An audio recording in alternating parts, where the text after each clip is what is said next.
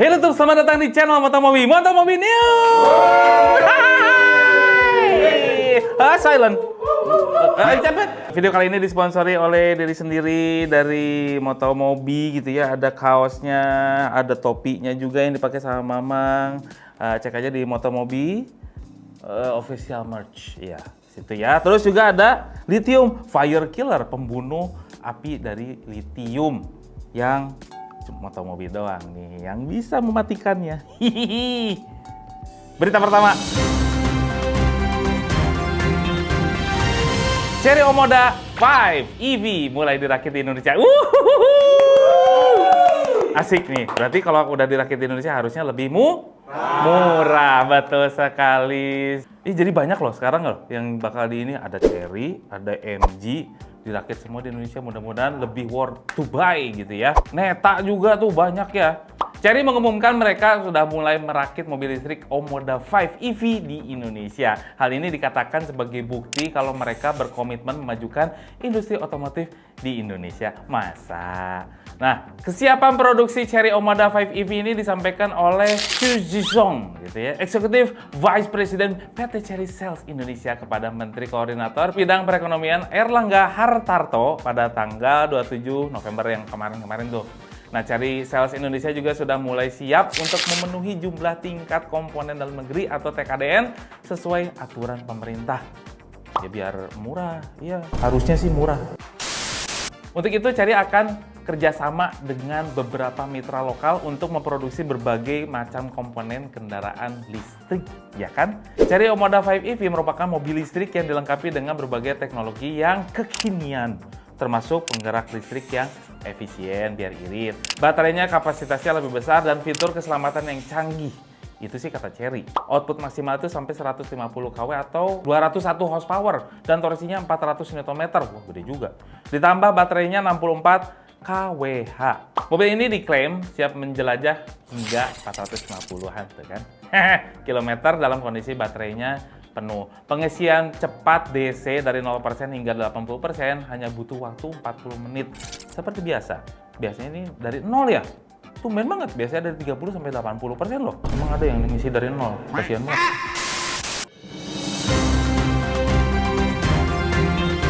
Toyota Hilux Champ. Nah, ini Hilux Champ ini apa sih? Hilux Champ ini adalah versi Thailand dari Toyota Rangga. Oh, Rangga konsep. Mobil pickup ini itu resmi meluncur di Thailand 27 November lalu. Hilux Champ ini dengan basis platform IMV atau Innovative International Multipurpose Vehicle didaulat sebagai mobil komersial yang mudah didapat berkat harganya yang terjangkau. Harganya murah karena nggak banyak fitur-fitur yang aneh-aneh gitu ya, kayak kijang-kijang zaman dulu tuh. Tapi platformnya didesain supaya bisa modular, bisa diganti-ganti, bisa jadi pickup, bisa jadi camper van, bisa jadi apalagi box gitu ya. Itu bisa diganti-ganti tuh. Keren itu sih, Rangga keren sih. Beberapa contoh modifikasi Hilux Champ yang pernah digarap oleh produsen Thailand bisa Anda lihat di sini. Toyota Motor Thailand memasarkan Champ, itu Hilux Champ ini ya, dalam dua tipe, long wheelbase atau short wheelbase. Panjangnya, kalau yang pendek nih ya, 4.970, lumayan. Oh, sepanjang itu, untungnya ada yang pendeknya. Dan mesinnya juga ada 3 pilihan, ada yang turbo diesel 2400 cc gitu ya, menggunakan mesin 2GD, itu udah ada biasa ya. Ini di Fortuner, torsinya 343 Nm untuk varian yang transmisi manual. Versi Matic-nya torsinya menjadi naik, jadi 400 Nm. Tapi keren, ada yang Matic-nya, mobil niaga. Kapan lagi? Nah, terus kalau yang bensinnya itu dari 2000 cc dan 2700 cc, yang 1 TR nih, sama 2 TR ya. Ya, yang udah ada di Innova zaman dulu tuh. Yang 2000 cc-nya tenaganya 137 HP dengan torsinya 183 Nm, transmisinya manual 5 speed aja. Terus yang kedua yang 2 TR-nya nih 2700 cc, punya tenaga 163,6 HP dan punya torsi 245 Nm. Gearbox-nya otomatis yang ini 2700, 6 speed lagi. Terus Hilux Champ ini dipasarkan mulai dari 198 jutaan. Hingga yang paling mahal 255 juta di Thailand. Di Indonesia harusnya lebih murah. Ya kita tunggu aja ya. Mudah-mudahan yang ada yang start from 150 juta gitu asik juga tuh. KTM Duke 1390 2024. KTM 1390 Super Duke R dan R Evo mulai model tahun 2024 diumumkan kehadirannya oleh KTM beberapa hari lalu secara online. Nah, Super Duke ini mengalami perubahan yang cukup menyeluruh, ya hampir semuanya. Nah, contohnya kayak mesin V2-nya yang naik sekitar 50 cc gitu ya, dari yang 1301 cc jadi 1350 cc. Tenaganya sekarang 190 horsepower pada 10.000, itu kan tinggi-tinggi motor mah. Torsinya 145 Nm pada 8.000 rpm. Nah, secara desain tangkinya juga baru dan lebih gede. Sementara itu rangkanya diperkuat untuk mengakomodir perubahan yang ada gitu ya. Terus kaki depannya juga dibuat WP Apex dengan garpu upside down. Ya, itu pakai shockbreaker upside down, diameternya 48 mm dengan ayun belakangnya ditopang oleh monoshock yang dibuat oleh WP Apex. Soal si kaki-kaki ini ya, untuk versi Super Duke 1390 R Evo dipasangkan teknologi suspensi yang semi aktif. Wah, gila. Dengan teknologi ini motor bisa otomatis mengatur kekerasan suspensi. Jadi nggak usah ditekan-tekan lagi ya. Ih, keren juga ya. Langsung otomatis ngerti sendiri dia. Khusus untuk 1390 yang R-nya doang gitu ya, bukan yang R Evo, memberikan pilihan mode berkendara tambahan yaitu Pro dan Track. Nah, kalau ini masih di setting-setting, kalau itu enggak ya yang R Evo-nya. Fitur-fitur tadi yaitu yang Pro dan Track itu akan didapat sama yang beli kalau pilih paket Suspension Pro. Tambahan fitur menarik lainnya yaitu varian tersebut udah factory start. Nah, kalau pakai sistem ini digabung dengan launch control akan menurunkan ketinggian suspensi belakangnya. Persis kayak di MotoGP kalau waktu start tuh, supaya nggak, wah itu apa, jumping itu, standing, supaya gitu. Jadi itu, wah keren banget. Super Duke 2024 ini udah bisa dipesen dengan harga 21.499 US dollar. Di pasar luar negeri itu kan, iya itu di dollar kan, US lagi. Nah, kalau pesen di Indonesia harganya beda.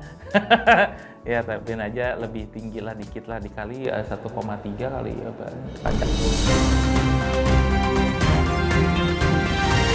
Daihatsu siapkan pesaing dari Suzuki Jimny. Wah, nggak salah nih Daihatsu nih. Iya sih, soalnya Jimny-nya lagi jumawa. Nah, ini karena suksesnya Jimny ini ya di pasar Jepang atau global atau di Indonesia, ini kayaknya Daihatsu pengen nyiapin mobil yang seukuran kayak Jimny lah. Jadi gosip ini beredar di November kemarin tuh, dan cukup kaget karena Jimny ini adalah off-roader two-lane yang berbasis leather frame. Mobilnya tuh kecil, compact gitu ya. Sementara dan ini bukan pertama kalinya Daihatsu pengen ngelawan Suzuki. Nah, ya masih inget lah ya. Kemarin itu Suzuki Hustler ini disaingi oleh Daihatsu TAF juga. Khusus untuk mobil yang sekelas Jimny nanti, katanya nih Daihatsu tidak akan membuat platform yang baru sih. Ya, mereka sudah punya DNGA atau Daihatsu New Global Architecture yang dipakai berbagai produk. Ya, sebut aja itu ada di Xenia, ada di Rocky, ada di TAF gitu ya. TAF yang baru ya, bukan TAF yang lama. Terus juga ada di Yaris Cross, Yaris Cross juga pakai itu, walaupun Toyota pakai platform Daihatsu. Dan ini yang akan dimanfaatkan si chassisnya ini. Jadi si DNG ini akan dimanfaatkan, jadi jangan berharap nanti akan ada Daihatsu yang ada gerak 4 roda atau 4-wheel drive yang bisa dengan mudah menerjang medan off-road berat. Ya kan, karena DNG itu dipersiapkan untuk front wheel drive. Ya mungkin ini Daihatsu tuh pengen nyaingin ke Suzuki, cuman buat medan yang agak-agak ringan lah, nggak terlalu berat. Jadi mobil ini akan bisa digunakan di kota-kota ataupun jalanan yang rusak seperti di... Nah, banyak yang berharap mobil Daihatsu tersebut nantinya bukan hanya dijual di Jepang aja, tapi bisa dijual di pasar global seperti Indonesia atau Malaysia. Mesinnya juga belum diketahui nih, tapi karena pakai platform DNGA, bukan tidak mungkin nantinya akan pakai penggerak 1500 cc. Ya, karena udah banyak di Indonesia, biar spare partnya mudah. Tesla Cybertruck mulai dijual. Wah, udah banyak tuh. YouTuber di luar negeri juga ada banyak banget yang mengulas Tesla ini nih. Yang tadi bentuknya segitu gedenya dikecilin. Nah, ini baca dulu lah. Lama ditunggu, akhirnya Tesla Cybertruck resmi diperkenalkan. Bentuknya tetap begitu-gitu aja, kayak garisan anak-anak TK gitu ya. Cuman jadinya keren, unik gitu. Meski ada beberapa revisi gitu ya dibandingkan dengan konsepnya di tahun 2019 yang lalu. Apanya yang beda? Pertama, harganya lebih mahal. Ya, udah nggak apa-apa lah. Emang ya unik aja tuh mobil. Saat Elon Musk mengumumkannya di 3 tahun lalu tuh, disebutkan harganya sekitar $39.000 sampai $69.000 US gitu ya. Tapi sekarang Tesla Cybertruck itu dijual dalam 3 varian yang harganya nih ya, siap-siap, $60.900. Itu untuk varian yang rear wheel drive. Di atasnya juga ada yang penggeraknya all wheel drive, $79.990. Paling tinggi nih yang disebut Cyber Beast harganya, Cyber Beast gitu ya, bukan Beast ya. Harganya nih spektakuler, $99.900. Hampir $100.000. Nah, perbedaan yang keduanya dari konsepnya ini, jadi kemampuan angkat beban itu kan ini adalah Cybertruck ya, truk ya. Tapi dipangkas jadi ya sekitar 450 kg lah dipangkas. Sayangnya Tesla tidak mengungkap spesifikasi secara lengkap, contohnya kapasitas baterai yang tidak dibuka ke publik. Versi Cybertruck rear wheel drive itu punya jarak tempuh 402 km dengan top speed 180 km per jam ya, oke lah.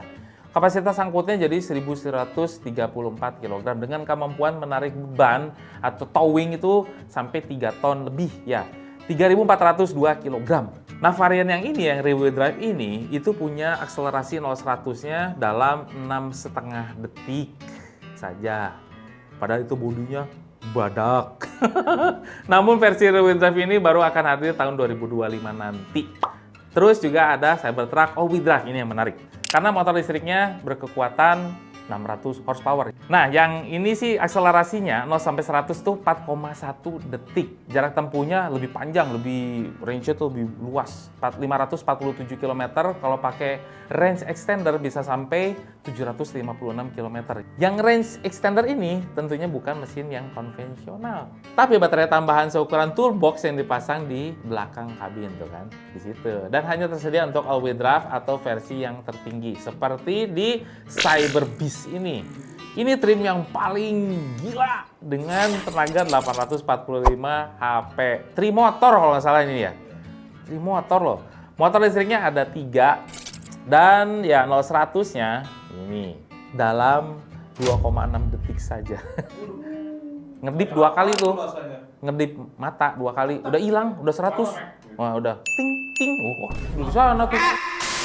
Ini jarak tempuhnya ya, kalau yang Cyber Beast ini 515 km atau 708 km dengan bantuan yang extender tadi yang seukuran toolbox gitu ditaruh di belakang. Daya angkutnya ya nggak jauh beda dengan rear wheel drive atau all wheel drive yaitu 1134, tapi kemampuan towingnya hampir 5 ton kalau yang Cyber Beast ini karena lebih gede. Panjangnya si Cybertruck ini ya semua sama ya, di varian-varian di 3 varian itu sama. Panjang banget. 5,6 meter. 5.682 mm, lebarnya 2,413 mm, 2,4 meter, dan tingginya 1.790 ya, 1,8 lah, kayak Mamang lah, mirip-mirip. Sementara wheelbase-nya 3.810, ini kayak elap nih panjangnya. Interiornya ya seperti ini nih. Ih, gila. Tapi minimalis sih. Kalau yang namanya Tesla itu pasti minimalis. Ini layarnya ya, ukurannya 18,5 inch dan setirnya agak mengotak. Itu enak loh sekarang dipegang tuh, yang flat bottom sama top bottom tuh enak megangnya. Apalagi kalau mode gangster gitu.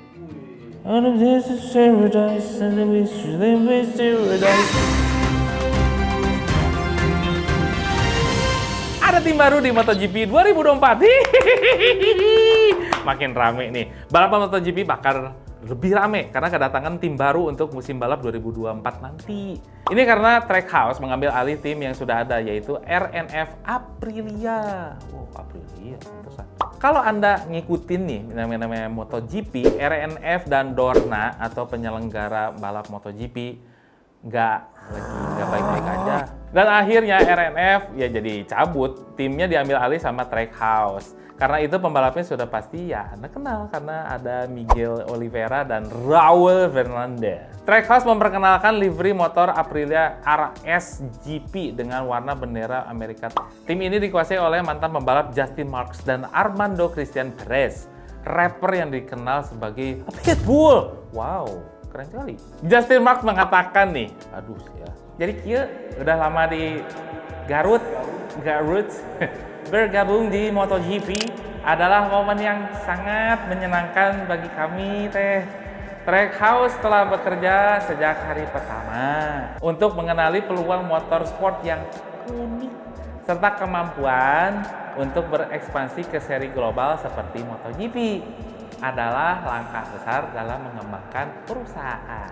Gitu cerita nama si Justin Marquez. Kang Justin. Ini perlu diketahui juga, Trackhouse ini bukan nama yang baru sebetulnya. Mereka lebih aktif di kejuaraan NASCAR dan sudah menjalaninya selama beberapa tahun. Nah, soal gelutnya ini Dorna sama RNF ini ada cerita tersendiri. Bisa dibaca di motomobinews.id. Ada di situ semua ceritanya kenapa bisa gelut tuh. Kayak baca-baca sampai ke sana tuh Motomobinews, buka-buka. Hah? Enggak. Udah? Yakin habis? Tambah lagi dong. Tambah lagi. Nanti lihat minggu depan. Pasti ada lagi berita yang menarik lainnya. Jangan lupa untuk tekan tombol jempol ke atas. Udah pakai VO aja lah. Jangan lupa tekan tanda jempol ke atas, subscribe channel Motomobi, Omobi, Medmobi, berikut tanda loncengnya, share video ini ke seluruh dunia, berikut media sosial kami juga yaitu Motomobi TV. Terus apa lagi ya? Motomobi News. Jangan lupa juga untuk berkunjung, jangan lupa berkunjung ke website kami juga di motomobinews.id. Tapi mukanya lempeng sana gitu. Terima kasih telah menonton.